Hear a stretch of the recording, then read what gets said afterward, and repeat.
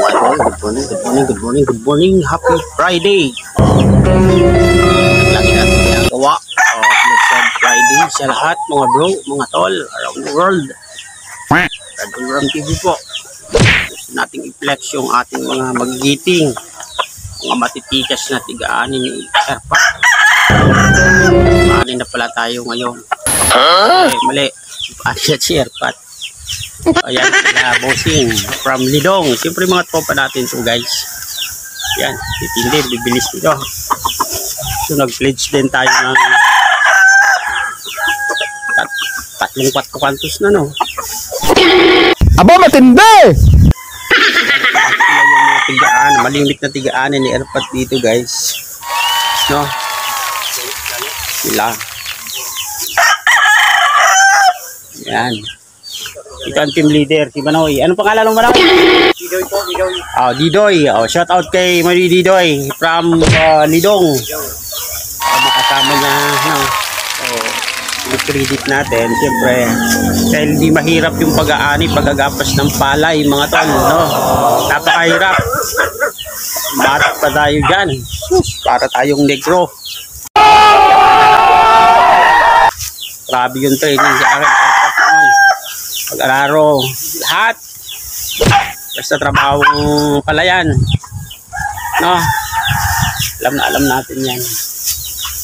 So, alright. Ayun, si boss sa dulo. Salamat, nakaplan tayo doon. Tsaka niya bumili daw ng 5 kilong wow. Binanata natin yung tira, yung tinapusan nila. No? So, andun yung aking mga pinsanin din, mga bro. Yung aming munting lupa na pinamana ng aming lolo. Hilarion, Escalante, Bananea. From Escalante na. Yun, yung nasa dulo na yun. See. Mga pinsanin naman yun. Pinaghati-hati na ito. Gawa nung subdivided na sa bawat kapatid ni Erpat. So, hindi na ito totally. Pero ito, no, umpisa doon sa taas, guys. Kay Erpat sana yan. Kami yung kumbaga nagbungkal yan. Balit pa ako, guys. Paano masabi? Katulad dito na tapa na ito. Nililinisan ko na ito. Dahil sa pag-subdivide, nadala na nila ng ibang mga kapatid ni Erpat. Pero halos totally ito. Kami ni Erpat nito ang nagbungkal noon. Napakaganda dito sa probinsya, mga tol. Hindi mo ito makikita dyan sa mga rural areas natin, no? Payak na payak yan, bro. Yan. So, mamaya daw mga tanghali. Tapos na yan. Alam ko, Manoy? Primati na? Ando na yung treasure ni Primong Syong. Kapinsan ko rin naman yun. Yung kasama ko, yung kainuman ko, nag-live ako dati, guys. Anya yun, siya ang nag-maneuver dito, nag-operate ng treasure, kanya yun. Kaya pag kantong anihan, boss yun, boss. Ayun, dito naman sa probinsya, guys, tol. Ang maganda nito is, masipag ka lang sa pagsasaka, napaka-pagtatanim, and malapit din kami sa dagat kung gusto mong mangisda. Kaso mahina na yung isda ngayon, di tulad noon.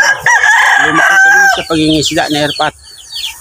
Guys, pagpaaral sa amin, no? And sabayan pati mga sitaw-sitaw, pichay, talong, bila natin maliit po kami ng Erpat.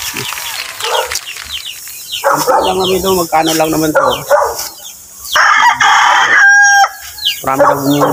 Thank you kay Kuya Ernie pala. Kuan yun, inaanak ni Father sa kasal. Sa binyag ata at kasal. Ayun.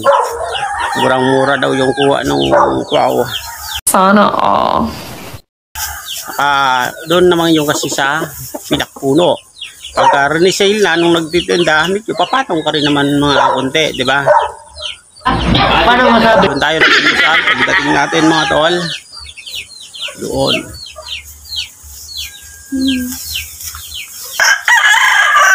Hindi na tayo nito bumibira ngayon. Gawa nung hindi na tayo Saray, makatiyan sa katawan.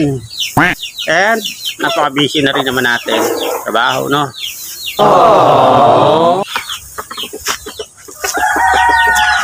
Kasi 5 silang mga malulupit. Ay, 6. 5. Doon naman sa dulo, makikita nyo mga tol. Ayun, yung mga pinsaning ko din. Hanggang sa dulo na yun. Yun. Basta lahat ng makikita nyo yan. Hindi akin. Hindi, mali. Sa mga kapatid ni Erpat, no? Di hanggang dun sa dulo na yon, papakita ko rin. Kaya kami rito, hindi kami, ang pamilya namin hindi mahilig sa politika. Kasi unang-una, meron din naman kami maliit na lupa na sinasaka. Kung manyug nga sa baba, nabili na. Kila Erpat naman yun, napag-usapan ng magkakapatid binenta. Nagkaroon ata yun ng more or less million.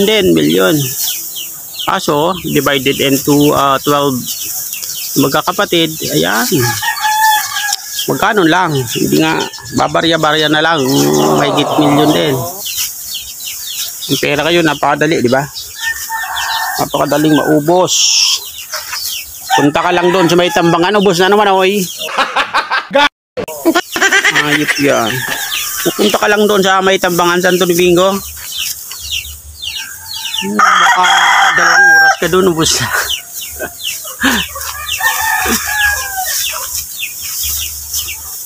Walang pogi-pogi doon, basta may laman ang bulsa mo, rimate. Ang ganda bang gawaan, yan si Barkada nakablo.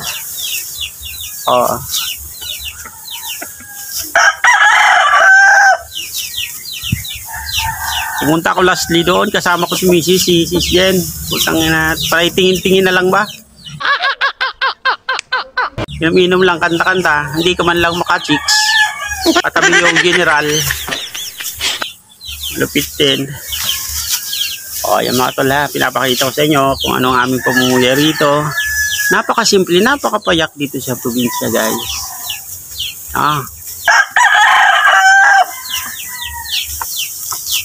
Sana hindi umulan.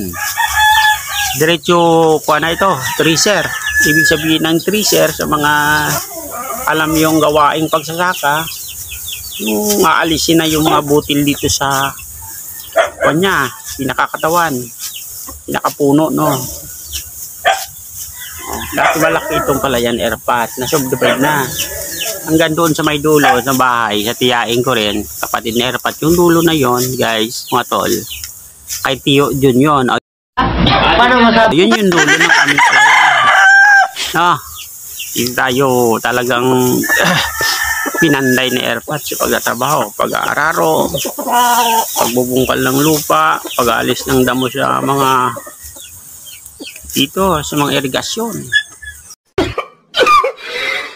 pagtatanggal ng mga bato-bato, kasi itong aming lupa rito, guys, mga tol, ito yung part na parang from Vulcan Mayon. So mayroong itong halong mga bato-bato, boulders na inianod pag once na ayun, may calamities. Shout out dito sa ating mga malulupet, napakasipag ng mga tropa from Lidong. Yan sila yung malimit dito, guys, sa kay Erpat. Salamat din at kahit papaano siyempre papagbigyan nila, kasi hindi naman kaya na ni Erpat, no, guys, tanda na. So pledge tayo, nag-pledge tayo ng mamaya kung ano pwede, no, ang makapahinga na. Pledge tayo ng 3-4, di na nila maubos yun. Kilala kong kaliskis mo, oy. 4 kantos. Malasing kaya hatid natin doon sa Lidong. Huwag na natin pag-commuting kasi yung hinihintip natin is yung safety. So ayun mga bro. Still, ingat-ingat tayo palagi. And this is Bradno One TV. Laging nagsasabi po sa inyo na ingat tayo lagi. Stay beautiful, stay buoy. I love you.